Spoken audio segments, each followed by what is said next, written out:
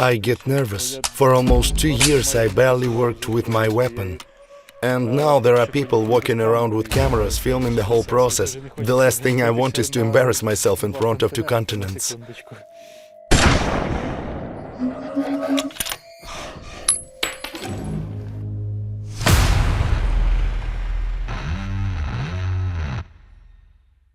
I used to be faster, now I'm a little slower. It takes me longer to get ready than it did before. Sometimes even my wife says, "Why are you taking so long?" Men are supposed to wait while a woman gets ready, not the other way around. To zip up, I've got to sit down somewhere, grab the zipper, hold it in place with my foot. All of that takes time. Thread it through, zip it up, then fasten everything little by little. Shoes with laces are a huge problem too. Tying them with one hand isn't easy at all. I found a life hack: elastic laces. Slip them on, adjust, and that's it. You're ready. Back in 2015, when I was 21, I signed a contract with the National Guard of Ukraine. I was a deputy platoon commander in an aerial reconnaissance unit. After a while, I made a decision for myself. I needed to retrain and become a sniper.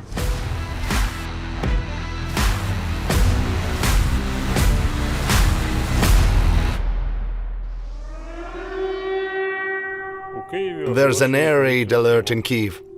Great. And I've got to drive out of the city to the training range. I barely know the road.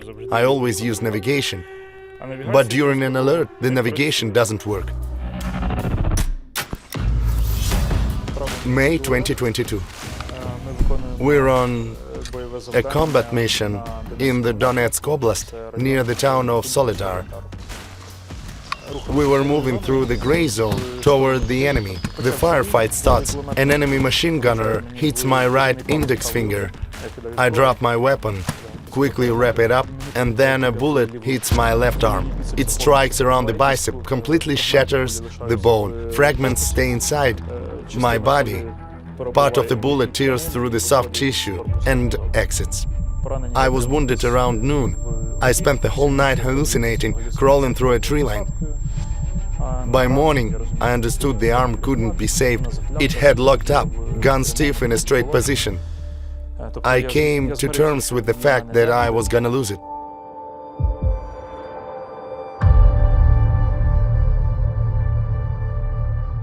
The sticker on my vehicle. At first, I hesitated. Should I put it on or not? But then I decided I would. There are certain privileges. At the very least, I can park in spaces for people with disabilities, but mine isn't exactly the standard design. It's a person in a wheelchair holding a rifle. I want to be associated with the military. I don't want it to look like, I don't know, like my arm got caught in an elevator. I was fighting. I lost it in a war. My rehabilitation was mostly about reducing phantom pain, because it was unbearable. I started working with a psychologist, and at the same time we began rebuilding my physical condition. I can't say I lost much in my life, or that its quality or brightness somehow faded. No, I'm fine. I can do anything I want, except maybe dips on the parallel bars. The bionic prosthesis runs on a battery. It controls an electronic hand. When a muscle contracts, it generates a myoelectric impulse. Sensors pick that up and send a signal to close or open the hand when I simulate tension in my shoulder blade muscle. There's also this hook attachment for the prosthesis. It clamps down tight, the grip is strong, and it opens wide too. You can grab large objects. You can even pinch someone pretty hard. In practice, it turned out to be really uncomfortable for me personally. You walk around and you're constantly catching it on doors, bumping into tables. I barely use it. The benefit I get from it is way lower than the level of discomfort it brings me. There are things out there, like special plates with little stops so you can brace a piece of meat and cut it one-handed. I looked up the price, $350 or something, and I thought, honestly, I'm doing just fine eating the way I am. Thanks for the inclusivity, but no. Still, overall, we need more and more of those things. The first time I got behind the wheel was about 35 days after I was wounded. It was a little scary, to be honest. I hadn't fully understood yet how I was going to live, let alone drive. But it was proof that, at the very least, I'd be mobile, that I could move around, I could drive, I could try more. There's actually a program in Ukraine called Barrier-Free Driving Schools. People with disabilities come in and retrain. Yeah, sorry, I'm going to stall for a second. I've got to turn around somewhere here, I'm not exactly sure where. Something went wrong. Just show me where I'm supposed to go, will you? Situations like that aren't pleasant, of course, but you've got to think about how to get where you're going, how to solve the problem, not about how uncomfortable you feel. That's kind of my philosophy. In November 2022, I was officially discharged, medically retired, a young grandpa, 28 years old, and already on a pension. But I felt like I could still do something. I could still be useful to the war effort, to my country. Therefore, I went to the medical commission, and in the hallway there was this huge line of men trying to dodge military service. They're like, "Bro, what they draft you to? They dragging you in." And they start going off about how terrible the state is, calling up a guy with one arm and forcing him to serve. I said, "Hey, gentlemen, don't get it twisted. They discharged me. I'm the one coming back to serve. Why don't I cut the line to see that doctor? I've actually got work to do in the military. You guys can stay here crying all day." That felt good, honestly. I went back to the National Guard of Ukraine. I even went back to the same unit I had served in. This is my personal rifle, a Remington 700, a classic.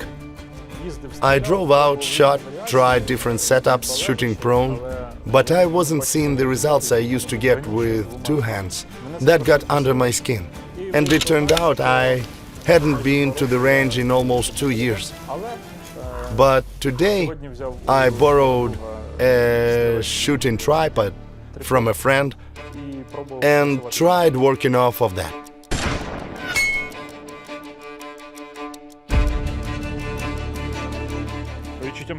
I'm a little nervous. Haven't done this in a while. Somewhere the hand remembers, somewhere the brain remembers. The brain first, of course, it's the one sending the signals to the hands. To the hand, sorry. In my case.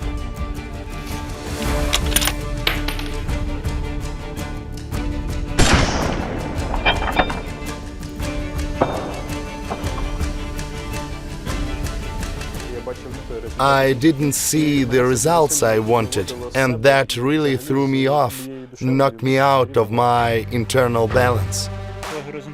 Horizontally, it was clean, but vertically, the second shot landed almost 8 centimeters lower.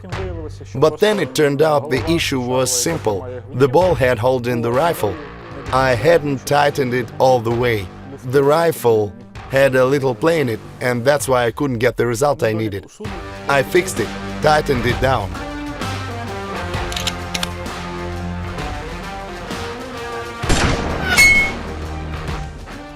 That's it. That's better. I'm good with that. I just exhaled, and I realized everything's going to be okay. I'm not as one-armed as it might seem. I hadn't felt that in a long time. There's this steady smell of burnt gunpowder in the car. On its own, it's not exactly pleasant, but when you love all this, the rush, the shooting, it hits different. I'm driving home really happy, satisfied, first of all with the result, and second just with the day itself, that I managed to get out there and shoot properly. End of 2024. I'm serving in the National Guard of Ukraine. I get a call from the Ministry of Internal Affairs, and they say to me, the minister wants an advisor on veteran policy. I say, honestly, I don't know who I'd recommend. They say, no, this is for you, we want you. At first, I didn't want it, to be honest, but then I thought about impact, that I could influence the lives of a lot of people. You can actually do real good things. So, I agreed. There's a lot I want to change, but these are long processes. It's a system that's been built over decades. I've been to the United States 3 times. We went to the United States Congress, the United States Senate, and the Pentagon. We spoke with a lot of very influential people. But what surprised me most was something simple, walking into an American McDonald's in Washington. We were in uniform. In front of us was a homeless man who looked really rough, indeed. He turns around, sees us, opens the door, holds it with his foot, gives a military salute and says, "Thank you for your service, sir." And then I just froze. I did not expect that. I'm standing there thinking, wait, I don't serve in the US Army. I'm from Ukraine. He says, so what? You served, you fought for your country, you risked your life. Thank you. And he walks away. I'm like, that's incredible. Thank you too, homeless guy from America. And then it kept happening. Random people, old, young, they'd come up and thank us for our service. In that sense, America set a powerful example, probably for the whole world, of how to treat veterans, how to respect them, how to value their contribution. That's powerful. That's the kind of policy I want to see in Ukraine. What really drives me crazy are situations in parking lots where 2 disabled parking spaces, and both are taken by one car parked diagonally, no permit, no reason. That makes me furious. I won't even use the words I'm thinking. Not every wound is visible. A person might look fine, but be carrying the weight of combat experience, of terrifying moments they've lived through. That's where the idea came from, to create a series of videos about who a veteran really is, how to communicate better, how to take into account possible injuries, physical and psychological. Help people focus on the positive. Respect personal boundaries. Don't dig into someone's soul and try to save them if they didn't ask you to. These are basic things, but they matter, and veterans experience them differently. People just need to be a little more patient with each other and a little more mindful of the heavy experiences the person next to them might be carrying.